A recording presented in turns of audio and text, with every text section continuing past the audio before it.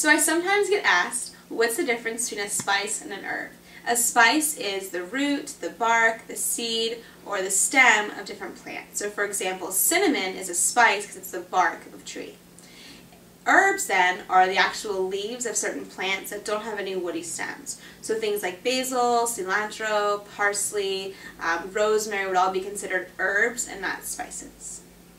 So a common question I get is how to use dried herbs in place of fresh herbs. And really when you're trying to exchange the two, a good rule of thumb is teaspoons dry herbs, tablespoons fresh herbs. For example, if the recipe called for fresh basil and I only had dry basil and the recipe called for 2 tablespoons fresh basil, then I will use 2 teaspoons of the dried basil.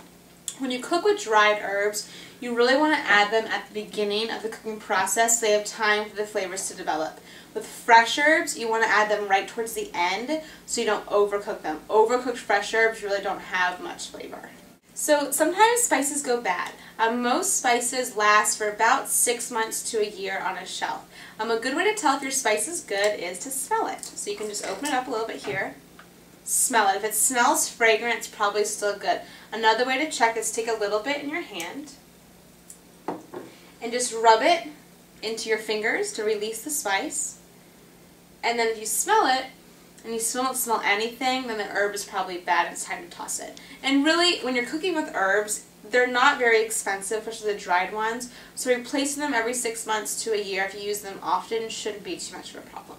When storing herbs, you want to store your herbs just like you would your oil. You want to put them in a cool, dark place. A pantry is best. Sometimes people store them in the refrigerator. You just don't want to store them right next to the oven because the heat from the oven over time will make your spices go bad.